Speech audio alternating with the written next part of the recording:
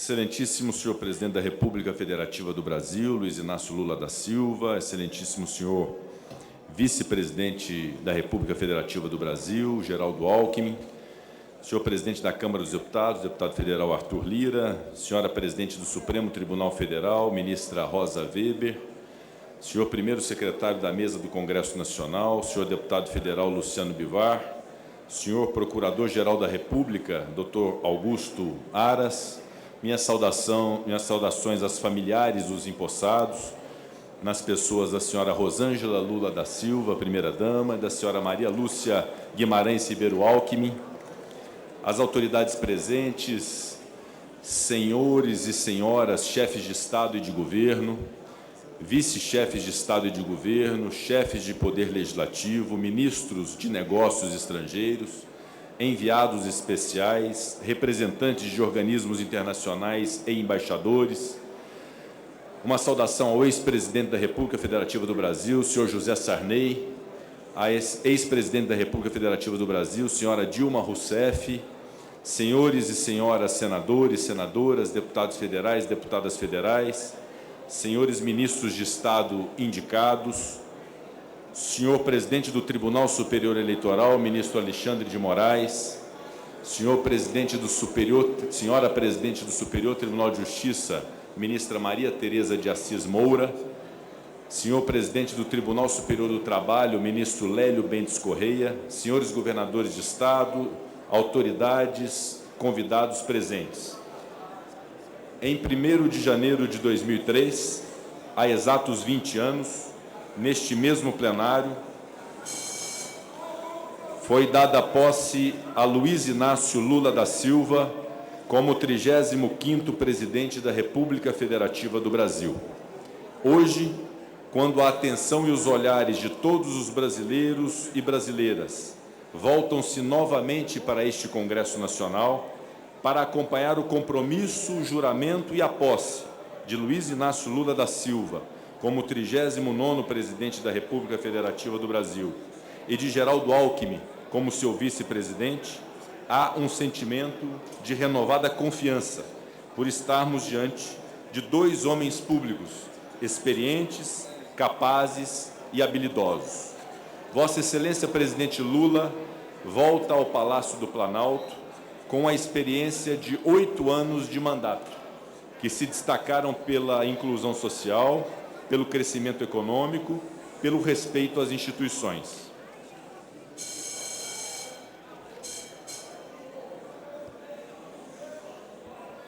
E volta ao lado de Geraldo Alckmin, ex-governador do Estado de São Paulo, antigo adversário nas eleições presidenciais de 2006 e agora seu vice, em um sinal claro de que o interesse do país está além e acima de questões partidárias. Um sinal de que é preciso unir forças pelo Brasil. O início de novo governo é momento de renovação da esperança em um país mais inclusivo, seguro, democrático e justo. Como todo novo começo, o Brasil ganha fôlego e se enche de expectativas próprias de quem foi agraciado com uma outra chance. Uma chance de fazer mais, uma chance de fazer melhor. Nas eleições de 2022, a democracia brasileira foi testada e saiu-se vitoriosa. É possível que tenha sido o processo eleitoral mais importante da nossa história após a redemocratização. O tempo dirá. As instituições foram capazes de garantir a vontade da soberania popular, que se manifestou por meio dos votos no processo eleitoral e resultou na escolha majoritária da frente ampla defendida pela chapa vitoriosa. E aqui um registro de reconhecimento deste Congresso Nacional à justiça eleitoral do nosso país, na pessoa do ministro Alexandre de Moraes, presidente do Tribunal Superior Eleitoral. Senhor Presidente Lula, senhor Vice-Presidente Alckmin, o Brasil os escolheu como as autoridades máximas do Poder Executivo para conduzir uma nação de mais de 200 milhões de pessoas. O novo governo chega com desafios complexos, como unificar um Brasil polarizado, garantir compromissos sociais e governar com responsabilidade fiscal. Unir o país em prol de um objetivo comum é imperativo e urgente. reconciliar os brasileiros que discordaram sobre os rumos do país, incentivar atos de generosidade, desencorajar o revanchismo, coibir com absoluto rigor atos de violência, restabelecer a verdade, fortalecer a liberdade da imprensa, honrar a Constituição e venerar a democracia. O Brasil, senhor presidente, clama por mudanças estruturais. Os anseios sociais precisam ser concretizados, não há tempo a perder. Há brasileiros que precisam muito de nós, agentes públicos, pois passam fome, vivem na miséria, sofrem com as desigualdades. Nós, representantes dos poderes da República, precisamos trabalhar juntos para encontrar os caminhos que garantam igualdade, solidariedade e dignidade ao nosso povo, a cada um dos brasileiros e brasileiras que aqui habitam, sem discriminações e sem privilégios. A conjuntura brasileira ainda se encontra profundamente marcada pela crise sanitária da Covid-19. A pandemia deixou marcas econômicas e sociais de longo alcance, além de perdas irreparáveis de vidas nos lares Brasil afora. Não posso fazer esse pronunciamento para honrar a memória das vítimas da pandemia e seus familiares, sem fazer o registro aos profissionais da saúde do Brasil, que demonstraram a essência da solidariedade dos brasileiros e brasileiras. A todos os profissionais da saúde, os nossos agradecimentos. E após a pandemia, a crise econômica foi uma realidade em todos os países do mundo. Por aqui, voltamos a conviver com um inimigo antigo, a inflação, e também com o seu remédio amargo, os juros altos. Empregos foram perdidos, empresas foram fechadas e o brasileiro viu seu poder de compra minguar. A agenda econômica do novo governo precisa encontrar o ponto de equilíbrio entre a política fiscal, monetária e social, a fim de que o Brasil volte a crescer e gerar empregos. Trabalho é dignidade, e este Congresso Nacional estará de prontidão para oferecer todo o arcabouço legislativo necessário para avançarmos na agenda do desenvolvimento. Os últimos anos também foram globalmente marcados por diversos sinais de alerta nas questões climáticas e ambientais. Aqui no Brasil, testemunhamos alterações nos regimes das chuvas, além do aumento de queimadas e do desmatamento ilegal das nossas florestas. Esse problema não pode ser negado, ao contrário, deve ser assumido e enfrentado, para, além da recuperação da imagem do Brasil perante o mundo, reforçar o compromisso nacional com as práticas sustentáveis é uma grande oportunidade rumo à economia verde. O Brasil possui uma vastidão de riquezas naturais que nos colocam em posição de vantagem na exploração de energia limpa, dos créditos de carbono, do hidrogênio verde, dentre outras tantas possibilidades. Com planejamento e boas práticas, podemos ser uma referência mundial em desenvolvimento sustentável e preservação ambiental. Precisamos, senhor presidente Lula, de fortes investimentos em infraestrutura. Rememoro a visão de Juscelino Kubitschek, no sentido de que o Brasil poderia diminuir desigualdades sociais ao desenvolver a industrialização, ao promover a interiorização e a integração nacional. Essa máxima era verdade naquele tempo e permanece como realidade hoje. O Brasil, para ser competitivo, precisa investir em energia, saneamento, transporte, logística, habitação, telecomunicações. O Brasil é um gigante que precisa ser integrado, mas de nada adiantará investir em toda essa estrutura se ela não chegar às pessoas mais distantes ou às pessoas que mais precisam.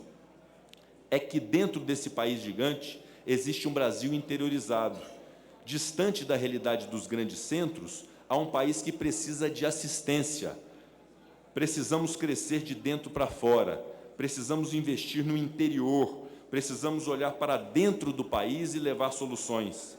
A verdade, senhoras e senhores, é que investimentos demandam recursos, e esse é um desafio que se põe aos empossados presidente Lula e vice-presidente Geraldo Alckmin. É preciso avançar na reforma tributária nacional. Nós não temos um sistema de arrecadação desburocratizado, precisamos tê-lo e simplificado para permitir mais justiça social. Essa reforma, junto com a elaboração de um novo arcabouço fiscal, são as pautas prioritárias desse Congresso Nacional em 2023. Pensando no futuro, precisamos olhar com mais cuidado para a educação. Não há um horizonte próspero a qualquer país se não houver investimento efetivo em educação. O Brasil que merecemos passa pela capacitação de jovens, pela garantia de um ambiente educacional de qualidade a nossos meninos e meninas. Devemos firmar um compromisso, presidente Lula, vice-presidente Alckmin, para que nada, absolutamente nada, falte a esta geração de 0 a 18 anos no Brasil. Nossas crianças e jovens precisam de ensino, merenda, material escolar, esporte, cultura, artes, assistência médica, assistência psicológica, assistência psiquiátrica e social. Para além do ensino teórico, a educação brasileira deve englobar conceitos de cidadania, diversidade, respeito, ética. Precisamos, enfim, formar cidadãos. E, ao falar em educação, ressalto a importância da valorização da cultura em nosso país, rico em diversidade e referência mundial nas artes. E aqui, permitam-me citar a dama do teatro brasileiro e imortal da Academia Brasileira de Letras, a atriz Fernanda Montenegro, que diz: um país sem cultura é um país sem educação. Da cadeira que ocupo, permito-me fazer um registro breve sobre a atuação do Parlamento brasileiro no último biênio em que tive a honra de presidir o Senado Federal e o Congresso Nacional. O Poder Legislativo foi resiliente e vigilante, agiu com moderação quando os ânimos estavam acirrados, soube proporcionar um ambiente de equilíbrio para aprovar as medidas legislativas de interesse público. Senhor presidente, senhor vice-presidente, Vossas Excelências encontrarão um parlamento progressista, reformista, que defende mulheres, que combate o racismo, que demonstra preocupação com as causas ambientais. Um poder legislativo que aprovou importantes marcos legais, como o do câmbio, do saneamento, das ferrovias, da cabotagem, das leis de licitações, da recuperação judicial e da falência. Um Congresso Nacional ávido por ver o Brasil atingir o máximo de seu potencial, com um arcabouço legal que garanta segurança jurídica, ao mesmo tempo em que viabilize o seu desenvolvimento. Da parte do Poder Legislativo, quero assegurar que o espírito dos parlamentares brasileiros é de cooperação. Tanto é verdade esta cooperação que, antes mesmo da posse do novo governo eleito, abrimos diálogo com o governo da transição para aprovar a emenda constitucional número 126 de 2022, oriunda da chamada PEC da transição. Foi absolutamente louvável o empenho do Congresso Nacional na célere aprovação da proposta, que impediu a redução, já neste mês de janeiro, do valor pago às famílias beneficiárias do Auxílio Brasil, que será novamente intitulado Bolsa Família.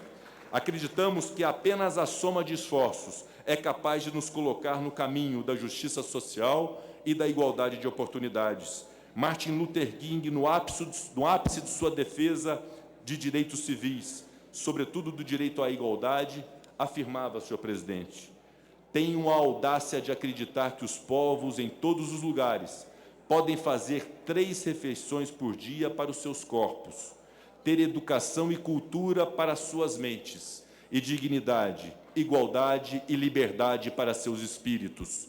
O Congresso é, por excelência, o lugar onde a diversidade dos interesses pode buscar a convergência.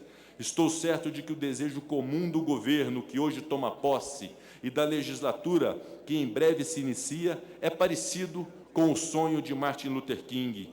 Queremos cuidar dos corpos, das mentes, dos espíritos de todos os brasileiros e brasileiras. O projeto é ousado, mas temos um país riquíssimo e capaz de grandes feitos. Neste momento solene, em que os 3 poderes da República se encontram reunidos neste Congresso, em harmonia e em equilíbrio, quero concluir reafirmando o nosso compromisso imperturbável com a democracia e suas instituições. Parte desse compromisso consiste na adesão ao mandamento da cooperação e do equilíbrio entre os poderes, condição imperativa para a rigidez da República. diálogo, respeito, moderação. Esses são os pilares para que tenhamos efetiva estabilidade e possamos cumprir o que a sociedade brasileira espera de nós, enfrentando os reais problemas do Brasil. A hora é de pacificação.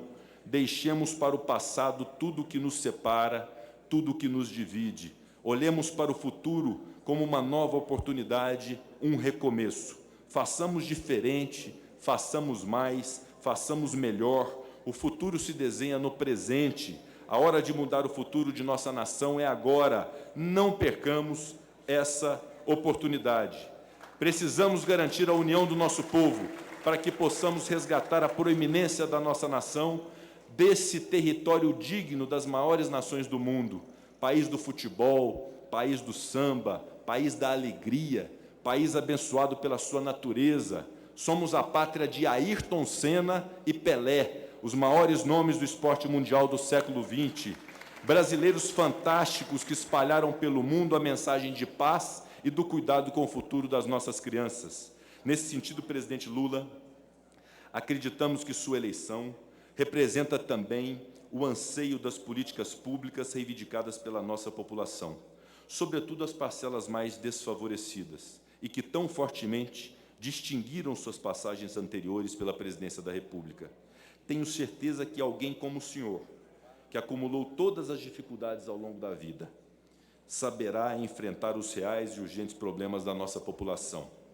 Para finalizar, presidente Lula, cito aqui um dos líderes políticos mais importantes desse país, Ulisses Guimarães, que em um dos seus discursos nos alertava: o inimigo mortal do homem é a miséria. Mais miserável do que os miseráveis é a sociedade que não acaba com a miséria. Agradeço a presença das autoridades nacionais que aqui estão, imbuídas do propósito de união nacional. Agradeço igualmente as autoridades internacionais que se fizeram presentes, nos honraram nesse momento de posse. Me permito um agradecimento especial neste último ano de bicentenário da independência do Brasil, a Sua Excelência, o presidente Marcelo Rebelo de Sousa, da nossa pátria-mãe, Portugal, que também igualmente nos honram com a sua presença.